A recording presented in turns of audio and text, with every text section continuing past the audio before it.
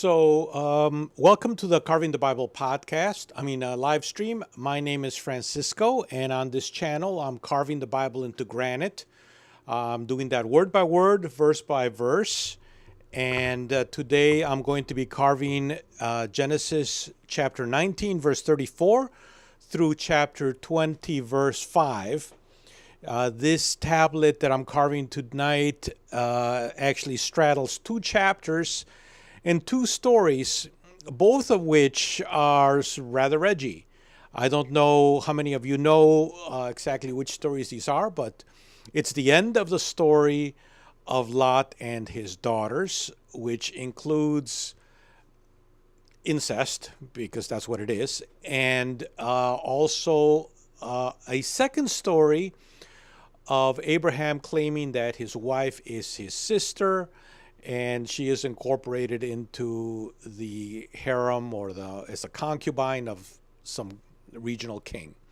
So those are the stories I'm going to be carving. Just for you to know, I am carving the Bible because I think it should be preserved in a medium that is a little bit more durable than paper and the digital copies that we have now of the Bible. And I think that what we have of the ancient world that's thousands of years old, that still lasts, except for a few fragments of things, is in stone. It's in stone or clay. And so I thought that this would be a good project to do, to carve the Bible into granite, one of the hardest stones available. Just so you know, I am carving this. I'm using the Darby translation because it's in the public domain, not necessarily because I'm a follower of Darby. I am not. In fact, I'm not actually a Christian. And I'm also carving it in Hebrew. That's because there's always controversy about the translation of the Bible that's being used and which translation is more accurate and so forth. So I'm carving it also in Hebrew, using the Masoretic text. Okay, so with all of that being said, I'm going to read what I'm going to be carving. These are the first two verses that I'm going to be carving. It's verse 34 and 35 of Genesis chapter 19. Now, this is after Lot has fled Sodom because it's being destroyed. And he has gone to Zoar and left Zoar and moved to the mountain with his two daughters. His wife, as you might know, has been turned into a pillar of salt, so she is no longer with them. So his daughters are plotting to sleep with their father so that he may have progeny, I guess, so that he may pass on his genetic heritage. So starting with verse 34. And it came to pass on the next day that the firstborn said to the younger, Lo, I lay last night with my father. Let us give him wine to drink tonight also, and you go in, lie with him, that we may preserve seed alive of our father. And they gave their father wine to drink that night also. And the younger arose and lay with him, and he did not know of her lying down, nor of her rising. So there's a couple of interesting things in here that I thought at least were interesting. Now, just so you know, I'm not a Bible scholar, so I'm just sharing with you my opinion. But the first thing is that it's the daughters that plot this. According to this story, Lot has nothing to do with it. In fact, he did not know of her lying down nor of her rising. So he was so drunk he was totally out of it, which makes me suspicious of how, being that drunk, he actually could have lain with her. But that's just my skepticism, I guess. It sounds like this is a little bit dubious. But the bigger question that I have, and there's something to think about as I'm doing the carving, is why did the authors include this story? Why did the editors who edited this text keep this story as part of this book of Genesis? when it made Lot look pretty bad, made his daughters look pretty bad, there's a reason. And I have a reason, and I think it's going to be shown to us in the next few texts. But that's a question to ask. All right, so I'm going to start doing the carving of these two verses in English and in Hebrew.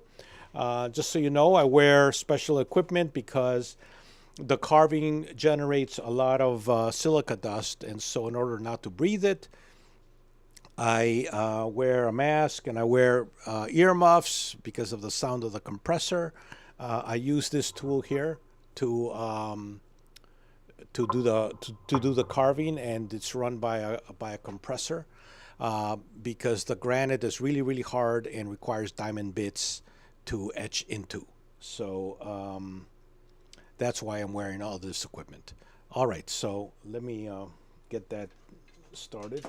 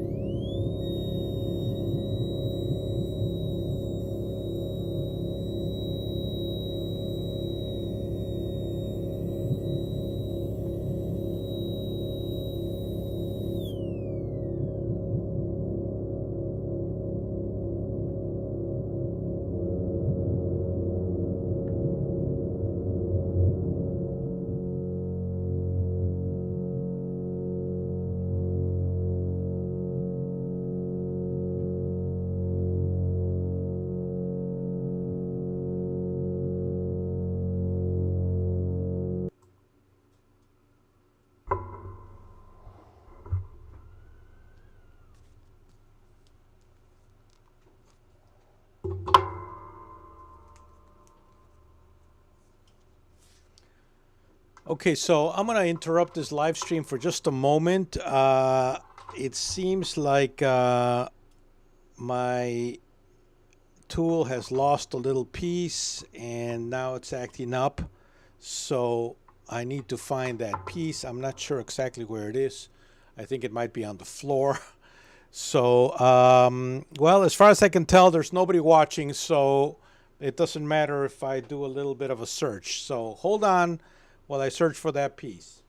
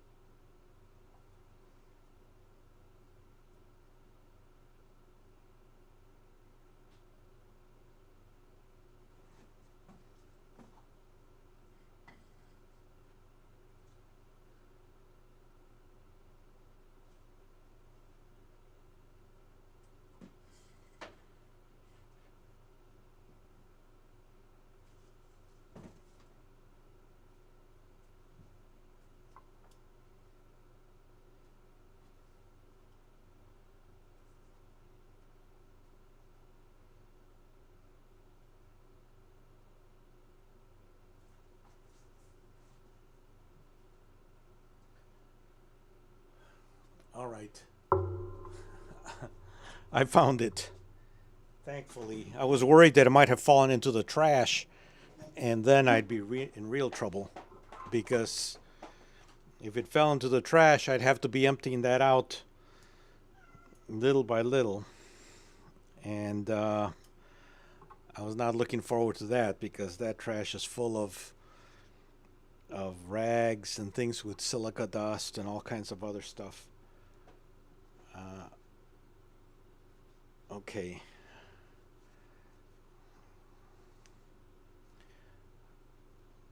So I'm hoping that this will solve the problem and that it's not something else.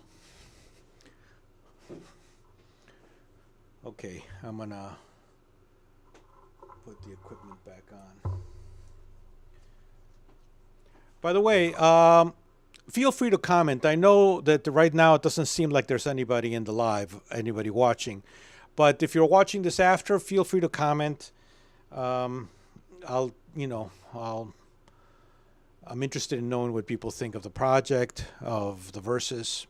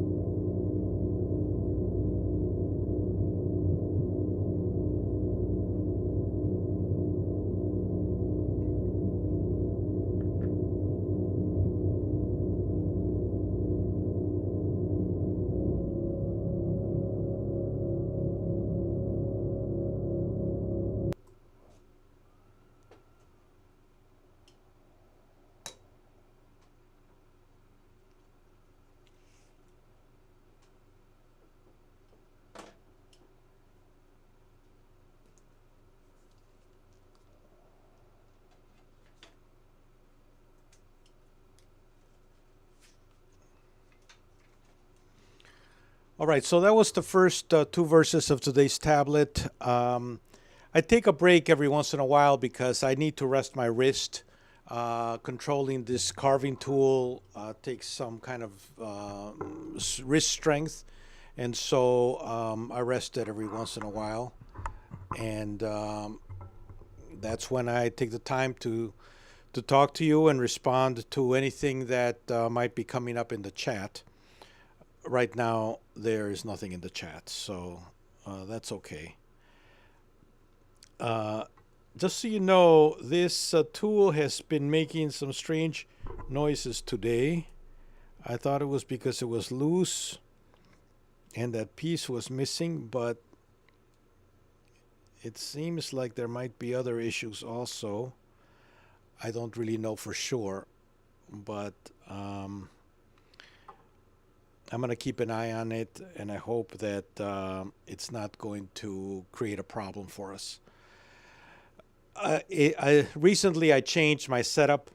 I wanted to be able to limit the access my cats actually had to the equipment, so I created this sort of fence. I tried moving it to a different room, but that created a whole set of other problems, vibrations and problems with the circuit breaker. So I had to find a third way, and this is what I've come up with. I hope it works. Okay, so let's. While I'm resting my wrist a little bit, let's look at the second part of this, or the last three verses of this chapter 19 of Genesis. This is starting with verse 36. And both the daughters of Lot were with child by their father. And the firstborn bore a son and called his name Moab. The same is the father of the Moabites to this day. And the younger, she also bore a son and called his name Ben-Ami. The same is the father of the children of Ammon to this day. So here we have our answer to why this story might have been included in Genesis. It seems like, excuse me, for whatever reason, the people who put this together, the Judeans, had a mixed relationship with the Moabites and the Ammonites. It seems like they wanted to, I guess, disparage them a little bit. Basically, they're saying that they're the children of this initial incest between Lot and his daughters, which is not a very nice thing to say. So obviously there's some kind of tension there. But also, I think that they were related. I mean, they probably intermarried. Just to make sure we are on the same page here, it's probable that this verse or this part of Genesis was written during or shortly after the Judean exile to Babylon, and definitely edited after the return from Babylon. So it seems like it's possible that they weren't getting along fully with the people around them, the Moabites and the Ammonites. But still, they considered them cousins. This is why the relationship with Lot is important. Otherwise, why have one of their kinspeople, Lot, nephew of Abraham, why have him involved in this kind of rather sordid activity? So I think that these verses are expressing that tension between knowing that these other peoples, the Moabites and the Ammonites, are relatives, but also that the relationship is not great, and so there is a little bit of a disparaging element to it. So okay, let me move along. I don't see any comments right now in the chat, so I'm going to continue with this with the carving part of it.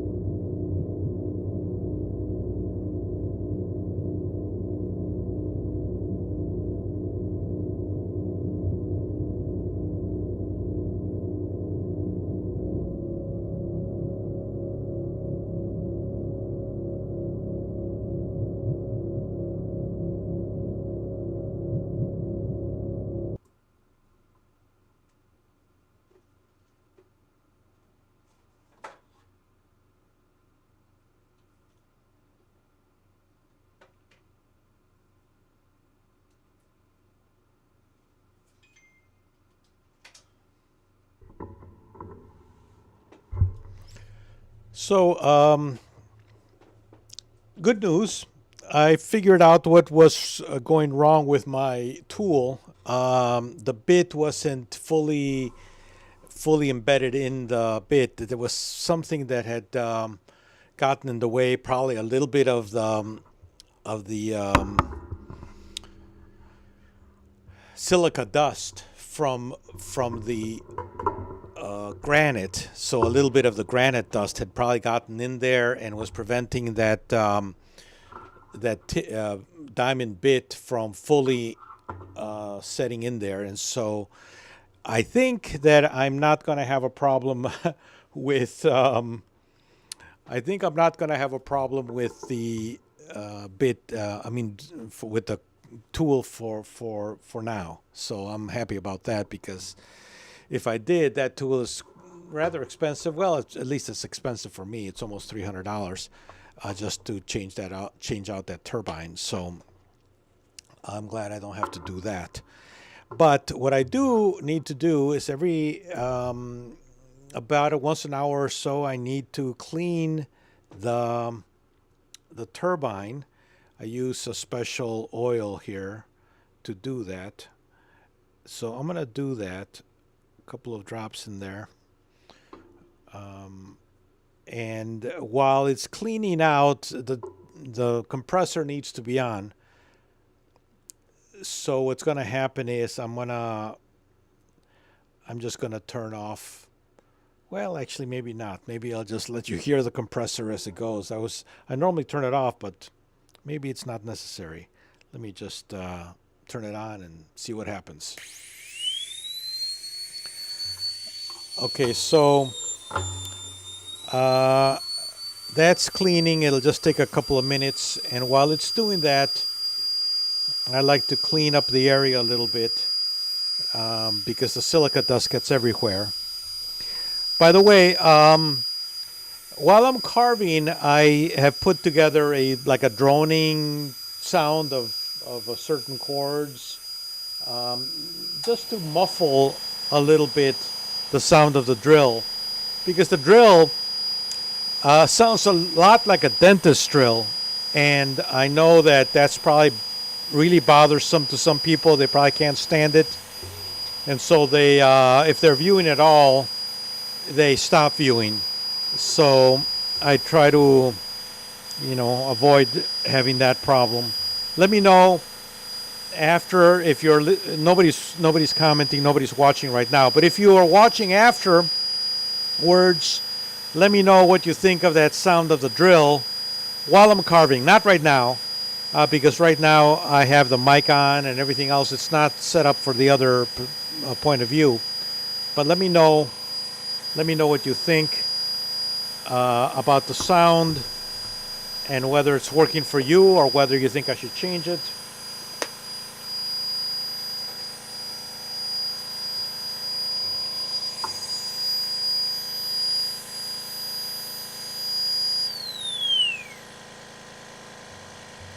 Okay, so I think that worked pretty well. The compressor is still bringing the air up to the pressure. Okay, we're finished with the cleaning, thankfully. Let me move this out of the way. All right, so let's move along, and the next bit is going to be the beginning of chapter 20 of Genesis. And this story is basically the same story as when Abraham went to Egypt. There was a famine. I forget now which chapter, a few chapters back in Genesis. But Abraham goes to Egypt. There's a famine in Canaan, and he goes to Egypt. And while he's in Egypt, he's afraid that the Egyptians are going to be interested in his wife, and so he says, please tell them that you're my sister, so that they won't murder him in order to try to get her. So she does, and she gets taken into the Pharaoh's harem, and until the Pharaoh finds out, and then he gives Abraham a lot of wealth. cattle and slaves and such. And this story in chapter 20 is almost exactly the same, except it's not in Egypt. It's in the land of Gerar or Gerar. I don't know how to pronounce it. Which in discussions with the AI, when I do research, I talk with an AI about it.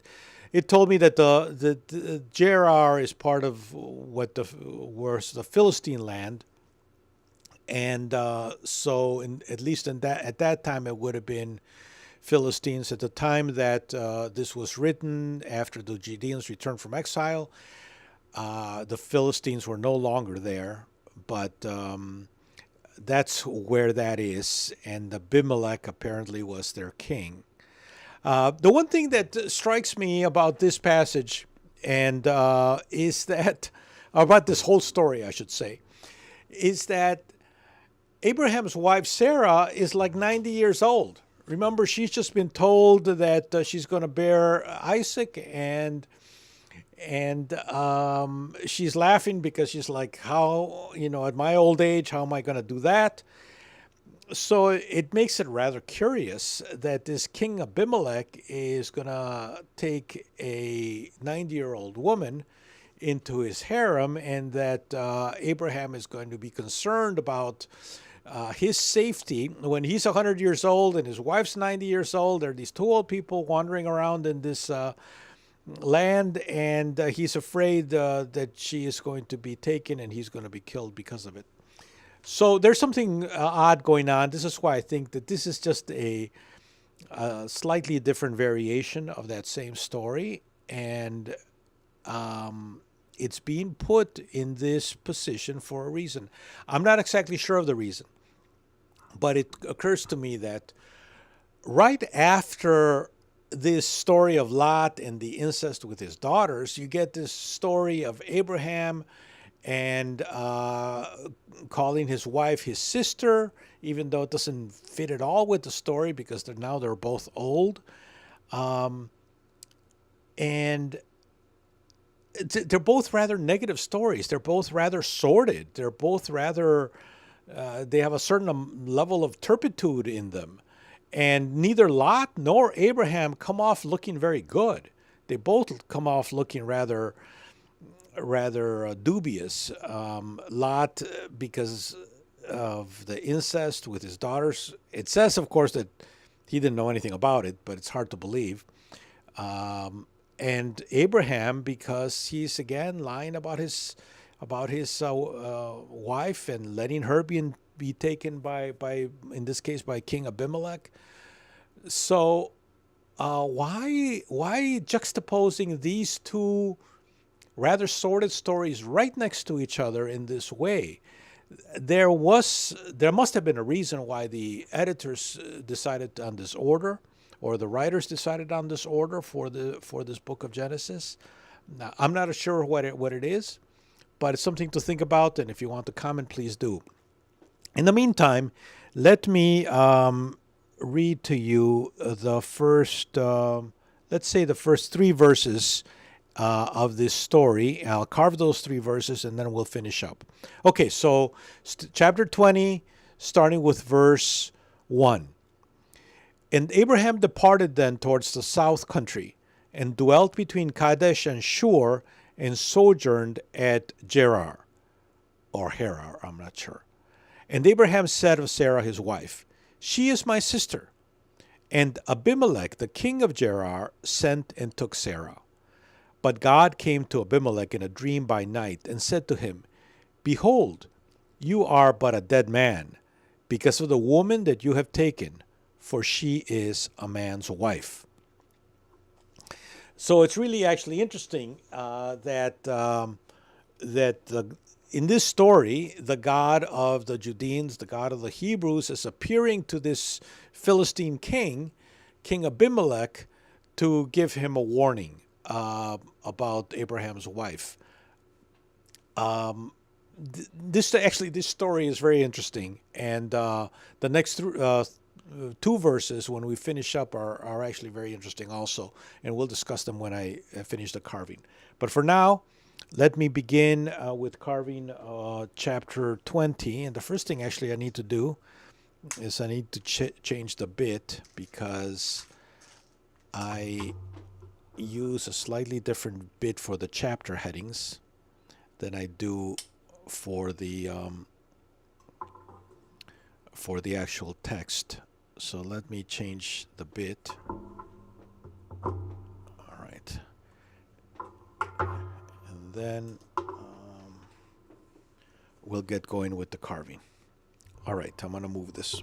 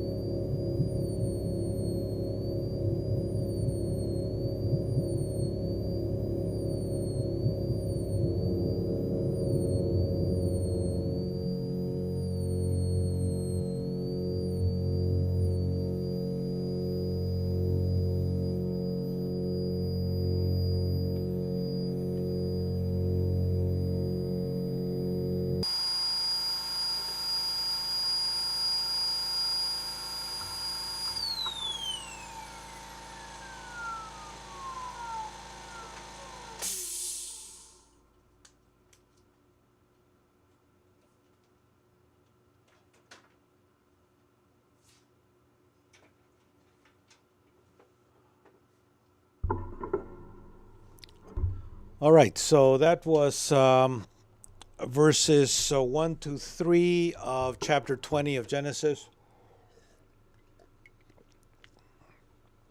I see there's nobody in the chat. So if you're watching this after the live, please feel free to make any comments. I'll try to answer them if I see them. But right now, I'm just going to take a little bit of a break before I finish this tablet. So let me just say a couple of things about the tablet and the carving. A couple of years ago, I was watching this documentary on the Assyrians, and they thought that they were sort of at the top of civilization, and that they had the best of everything in terms of their government and their military and their success. And they thought that they were the hottest thing around. And that was thousands of years ago. And now we think about them as the dawn of civilization. And I think a little bit about us in a little bit in the same way. I think, we think we're the latest thing. We think that we are at the top of civilization now. But maybe we're at the dawn of civilization. And this is one of the reasons I am doing this project, because I think that the Bible says a lot about us, about who we are, about what we believe, about values and the ideas that have shaped us, some of them positive, some of them negative. But the Bible is one of those foundational texts of Western civilization. And I think if it's going to survive for thousands of years, 1,000, 2,000, 5,000, 10,000 years, the best way for it to survive is in stone, because paper does not last that long. And certainly the other media that we use to preserve information, digital media, is even shorter lived. So I think that stone is a good way to go. Now, of course, you could say that, well, it'll be copied over and over again. And yes, it might be copied. It also might be changed. There might be mistakes. Or maybe eventually nobody will think it's worthwhile copying, and it'll sort of fade away. But this will, I hope, and I realize that there's a bit of hubris in all of this, but I hope that that this, having it in stone, at least one copy will be something that will last. So anyway, that's why I'm carving the Bible in granite. As far as I know, this project's never been done before. Certainly verses, and there's inscriptions, the Ten Commandments. There's a lot of things that are pieces of the Bible that are in stone. But the whole thing, word by word, verse by verse, no. It has never been done. And if you want to find out more about this project, I have a video on this channel. Just look at the channel video, and it explains to you a little bit in more detail what it is that I am actually trying to do. Okay, the last couple of verses, let me read them for you. But Abimelech had not come near her, and he said, Lord, wilt thou also kill a righteous nation? Did he not say to me, she is my sister? And even she said, he is my brother. In the integrity of my heart and in the innocency of my hands have I done this. So basically, King Abimelech, in this vision he has with the Lord, is saying, I was lied to. I was deceived. Abraham told me she was his sister, and she in fact said, he is my brother. So, and I haven't even touched her. So why are you angry with me? Basically, that's what he's saying. And it's interesting because Abimelech is not Judean. He's a Philistine. And yet he acknowledges God as Lord. And I think that's partly because the people back then were polytheistic and they acknowledged each other's gods. They were loyal to their own and worshipped their own, but they acknowledged the other ones, and when they were traveling, they acknowledged the other gods also. So he doesn't have a problem with believing that Abraham's God is also powerful and could injure him if he wanted to. But he's arguing for his righteousness, saying, I didn't touch her and I was lied to. Again, the question comes up, why is this story here? Why this story of Abraham lying, of Sarah lying, of looking deceitful, while this foreign king, this King Abimelech, actually comes off looking good? In both these stories, the one I finished carving in chapter 19 and the beginning of chapter 20, it's King Abimelech who's actually looking good. Everybody else is looking pretty bad. So it's a little bit odd that it's the foreign king that is looking good. And I think one of the things that maybe this passage is meant to tell us is that the chosen people, Abraham and his heirs, weren't just chosen because they were perfect or because they were completely righteous or always came out the best, but simply because they were the ones who were chosen. And he was their God and they were his people, in spite of these problems, in spite of the incest and this thing with Sarah and King Abimelech and lying to him and so forth. So that's that's what I can take out of this. All right, so let me finish these last two verses, and then we'll wrap up this live.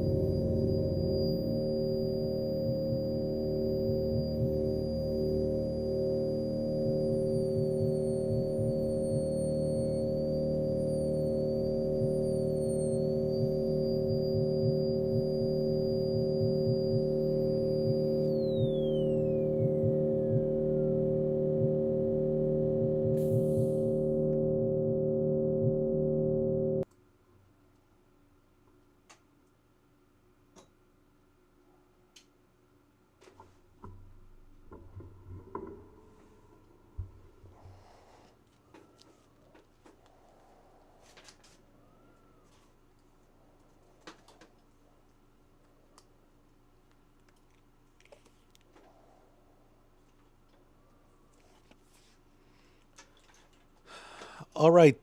So that was the end of this particular tablet.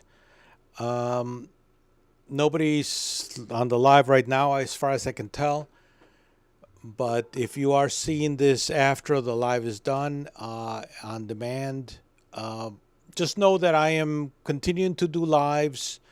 My plan is to continue to do lives, invite people to join me on this journey of carving the Bible in whatever capacity or interest they have. I also am going to be posting more shorts, which I think some people like.